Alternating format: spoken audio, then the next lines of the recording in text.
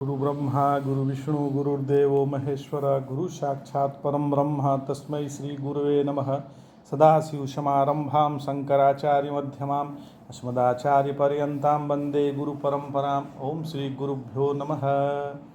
हम लोग जनक याज्ञवल्क्य संवाद पढ़ रहे हैं जो श्री गुरुदेव द्वारा लिखित है एवं बृहदरायण उपनिषद पर आधारित है। नारायण गुरुदेव भगवान कहते हैं कि हे ब्रह्मचारी, महर्षि याज्ञवल्क्य विदेह राज जनक को एक दृष्टांत देकर यह समझाया था कि जैसे जलौका अर्थात जोंक जो एक कीट होता है, जब वह तृण अर्थात तिनकों पर चलते हुए किसी तिनके को अवलंबर रूप से ग्रहण कर लेने के बाद ही पूर्व में आलंबित तिनका छोड़ता है, ऐसे ही आत्मा अर्थात पुरुष ब्रह्म इस स्थूल शरीर में रहते हुए ही नए स्थूल शरीर का संपादन कर लेता है, तभी निकलता है। तो जब तक पुरुष नए देह का सहारा नहीं लेता तब तक पुराने शरीर को छोड़ता नहीं। अब महर्षि तृणजलौका के दृष्टांत को अन्य दृष्टांत से और सुस्पष्ट करते हैं। महर्षि कहते हैं कि हे राजन, राजा के राज्य कर्मचारी जब यह जान लेते हैं कि राजा ने वर्तमान महल छोड़ना निश्चित कर लिया, तब वे नया महल तैयार करने लगते हैं। हालांकि राजा अभी पुराने महल में ही होता है। महल बनाकर हाथी घोड़े आदि उपकरण भी लाकर वहां स्थापित कर देते हैं। अभी राजा पुराने महल में ही होता है। राजा नवीन महल में आने के लिए चल दे तो उससे पूर्व ही जो हाथी आदि आए होते हैं उन्हें देखकर लोग कहते हैं कि राजा जी आ गए। इसी प्रकार मरणासन देही अर्थात पुरुष के जो विविध कर्म उत्तर जन्म में फल देंगे, वे इस शरीर को बनाने लगते हैं, जिनमें देही यहाँ से मर कर जाएगा। जोग के दृष्टांत में मरते समय जंतु वर्तमान व भावी दोनों शरीरों से संबंध कहा जा रहा है। इससे ये हेतु है। तो पहला है आत्मा सर्वव्यापक है, अतः उसका नवीन शरीर से संबंध है नहीं। दूसरा, नया शरीर बनाने के लिए कर्मों ने फलीभूत होना शुरू कर दिया, इसलिए नवीन शरीर में भोग्य कर्म आत्मा की उपाधि बन गए हैं। और तीसरा, वृत्ति द्वारा बुद्धि भी दोनों शरीरों से संयुक्त है, इसलिए देही बनने के लिए जो यह जरूरत भी है कि देहस्थ बुद्धि उपाधि हो, वह जरूरत भी पूरी हो चुकी है। एवं शरीर द्वय से आत्म संबंध बताना उचित है। यह वह अवस्था है जब देही एक शरीर में फल भोग चुका है और अगले से भोगने वाला है। इसी से उसे दोनों शरीर में विद्यमान कहा है। जैसे पैदल चलते समय पिछले व अगले स्थानों पर एक एक पैर होता है, तो शरीर दोनों जगह स्थित कहा जा सकता है। जब कोई व्यक्ति गले की माला, कपड़ा आदि छोड़ना चाहता है तो उसकी जगह उस तरह की जो वस्तु ग्रहण करनी होती है उस पर नजर रखता है, उसका बार बार ध्यान करता है, चाहे वह चीज़ अभी दूर ही हो। ऐसे ही जंतु जब पूर्व शरीर छोड़ने वाला होता है तब उसकी बुद्धि में नवीन देह के आकार की वृत्ति बन जाती है। नए शरीर को उत्पन्न करने वाले निज कर्म की बुद्धि की उस आकार की वृत्ति बना लेते हैं।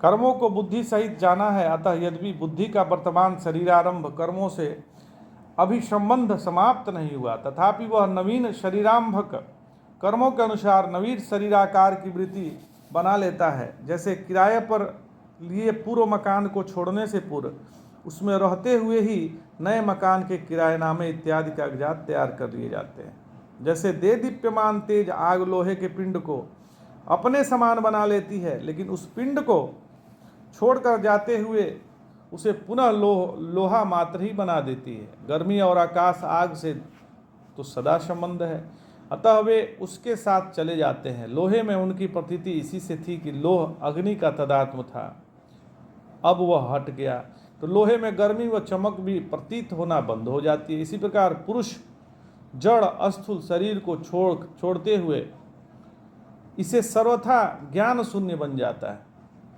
पुरुष के अभिमान पर चेतना आश्रित है, अभिमान गया तो चेतना जानी ही है। तो स्वतः तो शरीर जड़ अर्थात ज्ञान शून्य है ही।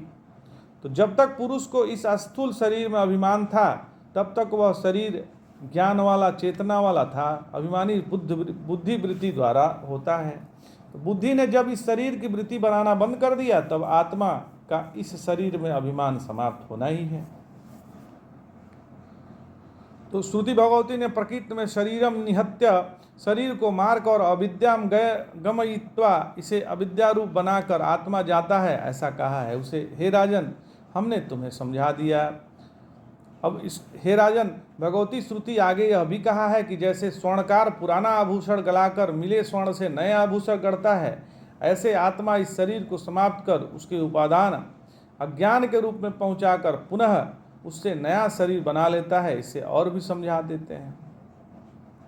एक जैसे आग एक लौह पिंड से छोड़कर नए पिंड में जाती है, उसे दीप्त कर मनोरम व दिखने में सुंदर बना देती है, इस प्रकार कर्म समाप्त होने पर आत्मा पूर्व शरीर छोड़कर नए कल्याणकारी सुखद शरीर में चला जाता है।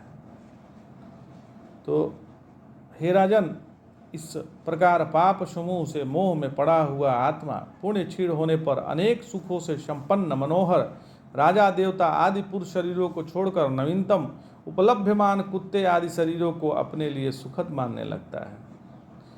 राजा आदि मरता है और उसे अगला जन्म कुत्ते का मिलना है, तो उसकी बुद्धि उस राजा आदि शरीर से विरक्त होकर उस कुत्ते की शरीर की ओर कृष्ट हो जाता है। जीव को चलाने का ऐश्वर्य उपाय यही है कि वह अपने वर्तमान में दोष दृष्टि कर इससे विरक्त हो जाए और नए के प्रति आकृष्ट, भले ही वह नया अच्छा हो या ना नहीं। जीव का पाप फलना होता है तो दुखद के प्रति पुण्य फलना हो तो सुखद के प्रति आकर्षण होता है। यदि पूर्व देह छूटते समय जंतु का पुण्य फलोन्मुख होता है तो शुभ संस्कार ज्ञान कर्मों द्वारा वह नवीनतम और वस्तुतः कल्याणकारी शरीर पाता है, जैसे पितर, गंधर्व देवता का शरीर या विराट अथवा सूत्रात्मा का शरीर। यदि मरते समय पुण्य पाप का मिश्रण फलोन्मुख है तो जंतु, मनुष्य आदि शरीर पाता है। उस समय पाप कर्म फलोन्मुख हो तो कुत्ते आदि की योनिया में पैदा होता है। इस प्रकार ब्रह्म से घास के तिनके तक जितने भी आत्मज्ञान से विहीन देह ही है, वे सब इस संसार रूपी सूल पर चढ़े हुए हैं। आज इतना ही। जय जय शंकर, हर हर शंकर, नमामि शंकर, भजामि शंकर, नमः पार्वती पतये, हर हर महादेव।